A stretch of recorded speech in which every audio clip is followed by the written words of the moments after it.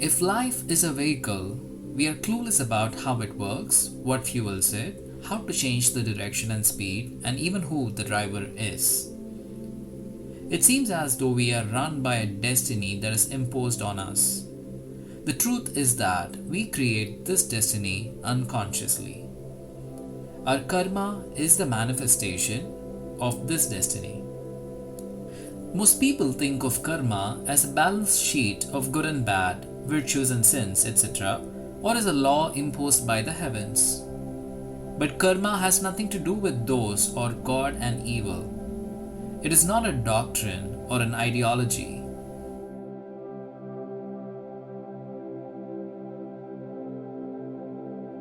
Karma is a blueprint that we have created for our lives. It is an existential mechanism.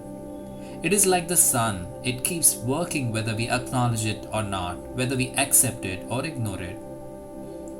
By default, we create this unconsciously. The key here is us creating it. This actually opens up a powerful possibility of becoming the source of one's own creation.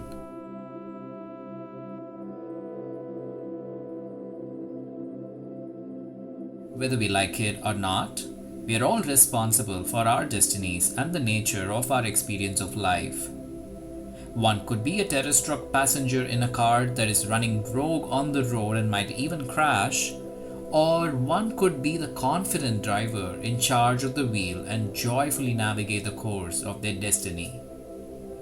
This is easier said than done, but our level of understanding of this truth determines how good or bad our experience of life could be.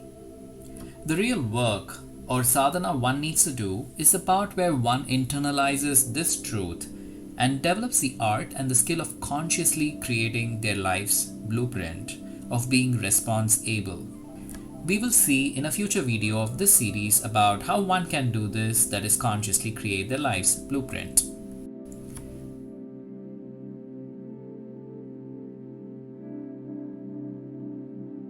To become a driver from being a passenger, one needs to understand some basic rules about how the karmic mechanism works. Yogic tradition tells us that each human being has 5 bodies: the physical body or Annamaya Kosha, the mental body or Manomaya Kosha, the energy body or Pranamaya Kosha, and the subtler bodies of etheric body, which is Vijnanamaya Kosha, and bliss body or Anandamaya Kosha. Accumulation of karma happens on the first 3 levels: the physical body, mind, and energy. Whatever you do on these 3 levels, it leaves a certain residue or imprint upon you. This process works through a biology and psychology. Our 5 senses collect data from the outside world every moment. Our mind, based on its own past conditioning, filters the data and fits the data in certain patterns, leading to feelings and emotions that affect our energy levels. Collectively, these manifest as behavioral tendencies, habits, and predispositions. By default, we acquire these without being conscious of the process. A cluster of such tendencies, also known as vasanas, harden over time and becomes our personality. Put together, this becomes our orientation to life that we have created in our relative unawareness. In other words, karma is like an old software that we have not only written for ourselves but also keep updating on a daily basis unconsciously with our physical, mental, and energetic actions.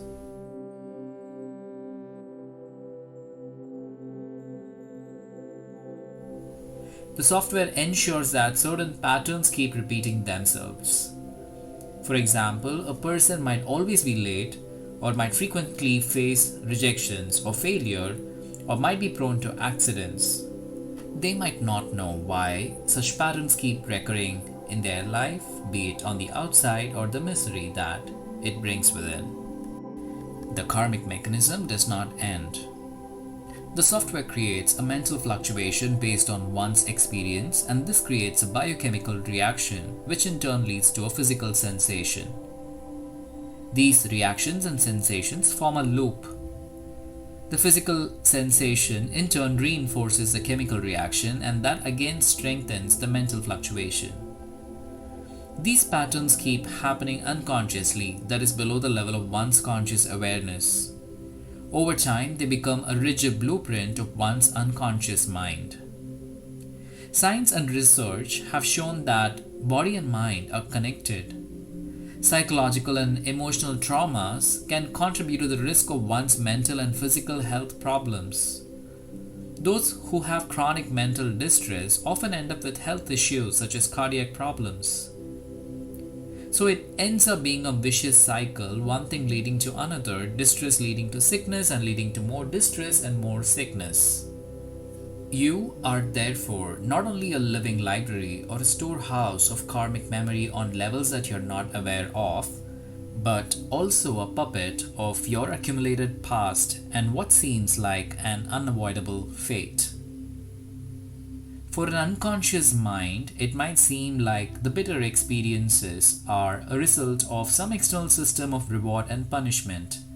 But these experiences are attracted by the internal karmic software, the bundle of same habits, behaviors, mental reactions, and psychological tendencies.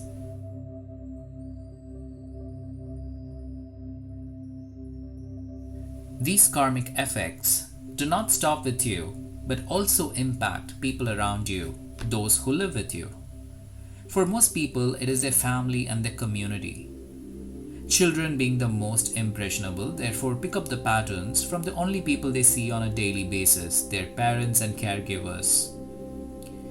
By similar logic, a couple in a relationship, for example those who are married, begin to experience and carry each other's karma in addition to their own.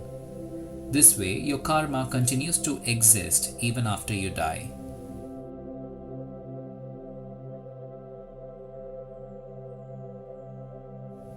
You might be wondering if this karmic software is a life sentence. No, it's not.